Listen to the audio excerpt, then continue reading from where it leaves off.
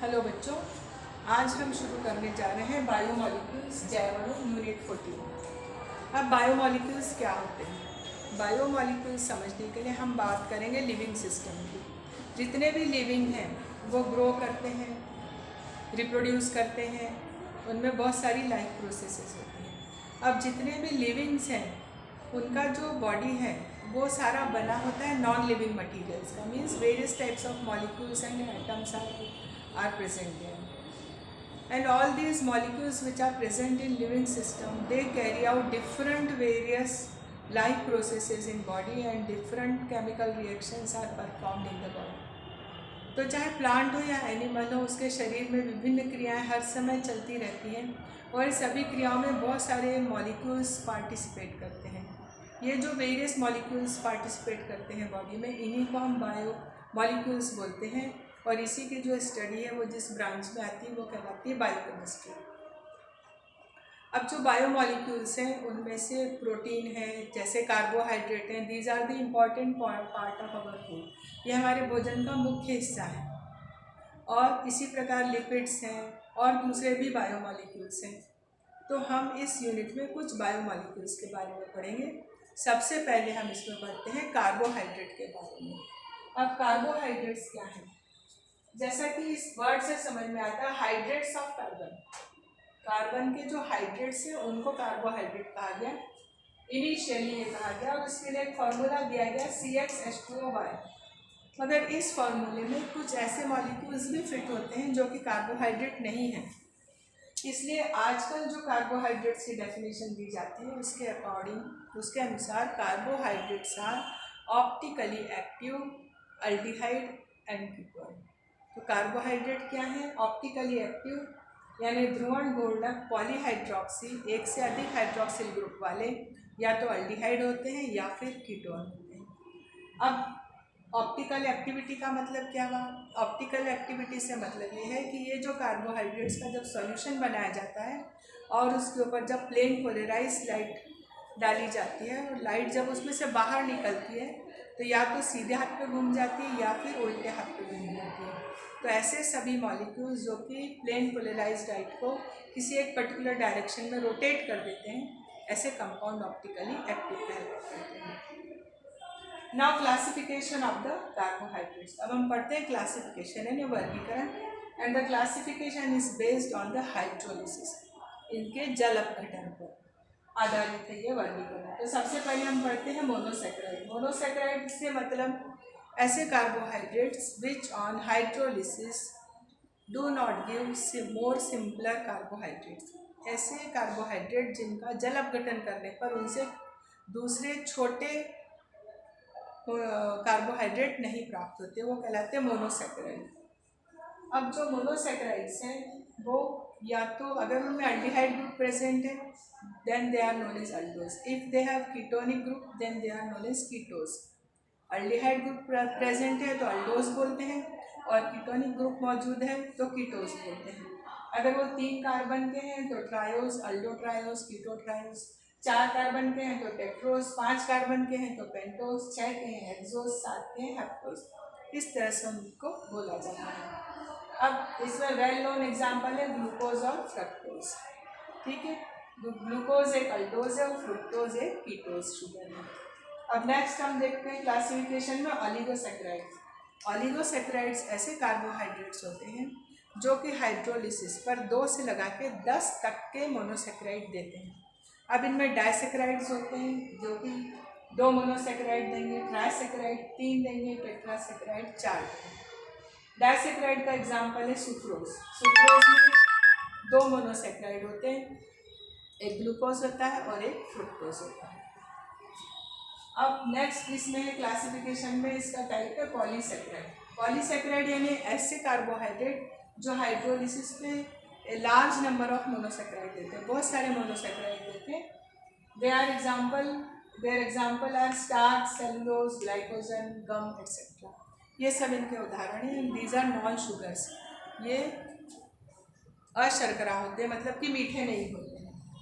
ठीक है, अब जो ऑल मोनोसेक्राइड्स हैं, जितने भी मोनोसेक्राइड्स हैं वो रिड्यूसिंग शुगर भी कहलाते हैं। उनको अपचायी शर्करा भी बोलते हैं, because they reduce Tollens reagent and Fehling solution. वो टॉलेंस रिएजेंट और फेलिंग विलियन दोनों को अपचयित कर देते हैं, रिड्यूस कर देते हैं।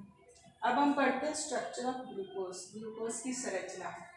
तो वेरियस फैक्ट्स और एक्सपेरिमेंट के द्वारा ये पता चला कि ग्लूकोज का जो फॉर्मूला है वो C6H12O6 है। अब ग्लूकोज की जब रिएक्शन HI के साथ करवाते हैं, HI के साथ करवाने पर मिलता है N-हेक्सेन। ये ग्लूकोज का स्ट्रक्चर एक बार हमने यहाँ पे समझा कि this is CH2, CHOH 4 times and CH2H। इसका जब रिडक्शन करवाते हैं तो N-हेक्सेन मिलता है, नॉर्मल हेक्सेन मिलता है। इससे ये समझ में आता है कि glucose contain 6 carbon atom in a straight chain, एक सीधी श्रृंखला में 6 कार्बन इसमें होते हैं। जब हाइड्रोक्सिल अमीन के साथ ग्लूकोज की रिएक्शन करवाई जाती है तो ऑक्सीन मिलता है। ऑक्सीन का मिलना ये दर्शाता है कि जो ग्लूकोज है इसमें एक अल्डिहाइडिक ग्रुप मौजूद है। इसी प्रकार से HCN के साथ जब रिएक्शन होती है तो साइनोहाइड्रिन मिलते हैं। साइनोहाइड्रिन का बनना भी ये शो करता है कि ग्लूकोज में अल्डिहाइड ग्रुप मौजूद है। Formation of cyanohydrin and formation of oxygen shows that glucose contains CHO group.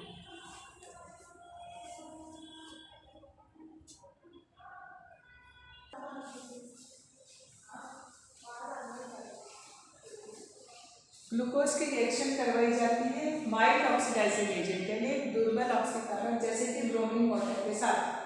तो when it is reacted with bromine water then it gives gluconic acid. इसमें यहाँ पर COH आ जाता है, यानी क्या बन जाता है, ग्लूकोनिक एसिड बन जाता है।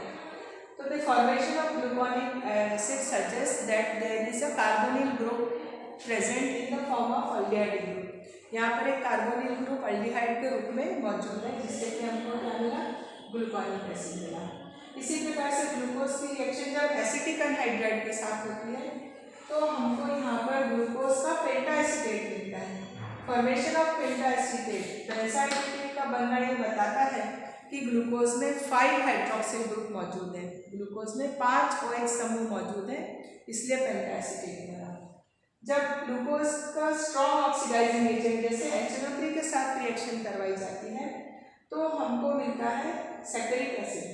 सैकरिक एसिड जिसके ऊपर एक COH ऊपर है, एक COH बीच में और बीच में CHOH 4 टाइम्स है। तो formation of saccharic acid suggest that there is also primary alcoholic group CH2H group यहाँ पर मौजूद होना चाहिए, क्योंकि ग्लूकोनिक एसिड के ऑक्सीडेशन से भी सैकरिक एसिड मिलता है और ग्लूकोनिक एसिड में CH2OH है और CH2OH का क्या हो गया, COH हो गया। इसका मतलब ये हुआ कि ग्लूकोज में भी एक प्राइमरी अल्कोहलिक ग्रुप यानी CH2OH होना चाहिए। तो ये सारे पॉइंट्स और एविडेंस को देखते हुए फिशर ने एक स्ट्रक्चर दी ग्लूकोज के लिए, उसको बोलते हैं फिशर स्ट्रक्चर। बहुत सारे एक्सपेरिमेंट के ऊपर बेस्ड है। इसमें CHO, फिर CHOH, COHH, CHOH, CHOH और CH2OH, ये फिशर की स्ट्रक्चर है। इसका नाम है D+ ग्लूकोज। यहाँ पर D जो कॉन्फ़िगरेशन है वो इसलिए है कि इसमें OH यहाँ पर 5th कार्बन पर OH जो है वो राइट हैंड साइड के ऊपर है और प्लस जो साइन है वो इसके रोटेशन के लिए है कि ये ग्लूकोज जो है वो डेक्स्ट्रा रोटेटरी है। तो इस प्रकार फिशर ने ये स्ट्रक्चर दी। ये जो फिशर की स्ट्रक्चर है it is capable in explaining many of the properties. बहुत सारी प्रॉपर्टीज़ फिशर के स्ट्रक्चर से समझा दी गई है, लेकिन कुछ प्रॉपर्टीज़ ऐसी हैं जो समझाने में फिशर का स्ट्रक्चर फेल हो गया, मतलब नाकामयाब रहा। कुछ प्रॉपर्टीज़ इस स्ट्रक्चर की सहायता से हम नहीं समझ सकते। क्या क्या चीज़ें थी, कुछ कौन कौन सी रिएक्शन जो फिशर के स्ट्रक्चर से समझ में नहीं आई, उनमें से एक ये थी कि ग्लूकोज जो है वो शिफ्स बेस के साथ कोई रिएक्शन नहीं देता। नहीं तो अगर अल्डिहाइड ग्रुप मौजूद है तो that gives pink colour with Schiff's base. इसी प्रकार से does not react with NHSO3, sodium bisulphite के साथ रिएक्शन नहीं करता, but all aldehydes react with bisulphite and give addition product. और जो पेंटाएसीटेट है ग्लूकोज का, does not react with hydroxyl amine. केवल ग्लूकोज का जो पेंटाएसीटेट है यानी ये वाला जो कंपाउंड है यह हाइड्रोक्सिल अमीन के साथ रिएक्शन नहीं करता। अगर यहाँ पर CHO group if it is present then it should react with the hydroxyl amine. Hydroxyl amine के साथ इसको रिएक्ट करना चाहिए क्योंकि इसमें CHO ग्रुप यदि है तो इसको रिएक्ट करना चाहिए, लेकिन रिएक्शन नहीं होती है। तो इसका मतलब ये है कि इस स्ट्रक्चर में कुछ ना कुछ प्रॉब्लम है, कोई ना कोई चीज़ें हैं जो कि हम एक्सप्लेन नहीं कर पा रहे। अब to explain all these things, glucose के साइक्लिक स्ट्रक्चर के बारे में बात है, क्योंकि ग्लूकोज जो है actually it is obtained in 2 types. Glucose जो है वो 2 फॉर्म में मिलता है, एक अल्फा फॉर्म कहलाती है और एक बीटा फॉर्म कहलाती है। अल्फा फॉर्म का जो मेल्टिंग पॉइंट है वो 419 केल्विन है, 429 केल्विन है, और बीटा फॉर्म का जो मेल्टिंग पॉइंट है वो 423 केल्विन है। ठीक है, और ये जो फॉर्म्स हैं अल्फा और बीटा फॉर्म, इनको एक्सप्लेन किया जा सकता है साइक्लिक स्ट्रक्चर पर, हावर्ड के स्ट्रक्चर के द्वारा। ये ग्लूकोज का ओपन चेन स्ट्रक्चर है, first, second, third, fourth, fifth, sixth, ये कार्बन है, 6 कार्बन है। अब ये समझा गया है कि जो 5वां कार्बन और फर्स्ट कार्बन है इसमें हेमी का फॉर्मेशन हो जाता है। ये वाला O इस कार्बन के साथ कंबाइन कर लेता है और ये जो H है इस O के ऊपर आ जाता है। अगर ऐसा हो जाता है तो इस प्रकार की स्ट्रक्चर बनती है। C1 और C5 के बीच में एक ऑक्सीजन, और C पर एक H ये था और O ये था। इस O के साथ ये वाला H आने से यहाँ पर OH आ गया, तो पहले कार्बन पर एक और H और एक और OH आ गया, और दूसरा, तीसरा, चौथा, पांचवा, छठा, पांचवे को छोड़ के दूसरा, तीसरा, चौथा और छठा कार्बन जैसे थे वैसे ही रहे। अब ये HOH की पोजीशन भी जो अल्फा फॉर्म है उसमें राइट हैंड पर OH है और जो बीटा फॉर्म है उसमें लेफ्ट फॉर्म पर OH है। ये वाला कार्बन एनोमेरिक कार्बन कहलाता है, फर्स्ट कार्बन, और ये अल्फा फॉर्म और beta form, these are the 2 anomers, इनको हम एनोमर्स बोलते हैं।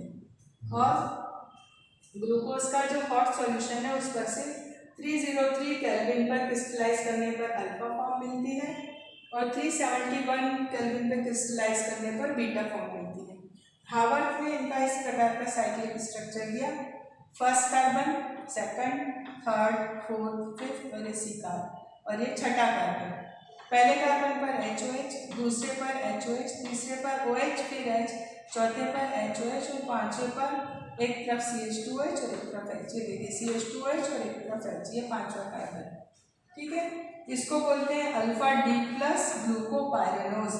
पाइरेनोज स्ट्रक्चर इसलिए बोलते हैं कि जो पायरान है वो भी 5 कार्बन और एक ऑक्सीजन इस प्रकार की रिंग है, तो यहाँ भी 5 कार्बन के साथ एक ऑक्सीजन है, फिर पाइरेनोज रिंग है। और ये वाला जो स्ट्रक्चर है ये कहलाता है beta D plus glucopyranose structure. ये भी 5 कार्बन, 1 2 3 4 5 और इनके बीच में पहले और पांचवें के बीच में ऑक्सीजन है, तो ये जो स्ट्रक्चर है ये कहलाता है बीटा D प्लस ग्लूकोज। ये दोनों ही डेक्स्ट्रोरोटेटरी फॉर्म है और अल्फा और बीटा किसके कारण है, जो पहला एनोमेरिक कार्बन है इसके कारण। बीटा फॉर्म में इस तरफ OH है यानी लेफ्ट पर है और अल्फा फॉर्म में राइट पर है। तो इस प्रकार से ये ग्लूकोज का जो स्ट्रक्चर है इस प्रकार से साइन किया गया और सॉल्यूशन में अल्फा फॉर्म और beta form and open chain structure ये सभी इक्विलिब्रियम में पाए जाते हैं। तो this is all about the structure of glucose.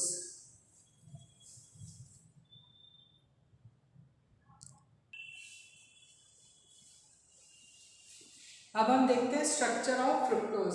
Fructose का मॉलिक्यूलर फॉर्मूला है C6H12O6 और वेरियस केमिकल रिएक्शंस के एविडेंस के आधार पर ये इसका स्ट्रक्चर ओपन चेन स्ट्रक्चर दिया है। इसमें भी 6 कार्बन स्ट्रेट चेन में है, बट ये कीटोज शुगर है, इसमें सेकंड कार्बन पर डबल बॉन्ड हुआ है। इसका जो साइक्लिक स्ट्रक्चर है वह पहले और पांचवें कार्बन के साथ है। पहला और पांचवें कार्बन के बीच में ऑक्सीजन आ गया और H जो है वो O के ऊपर चला जाता है, तो पहले और पांचवें कार्बन के बीच में इसमें भी साइक्लिक स्ट्रक्चर है। तो पहला कार्बन का CH2H, दूसरे कार्बन का O का हो गया OH हो गया, third carbon, fourth carbon, fifth carbon और सिक्स्थ कार्बन, छठे पे CH2H। ये इसका अल्फा फॉर्म है।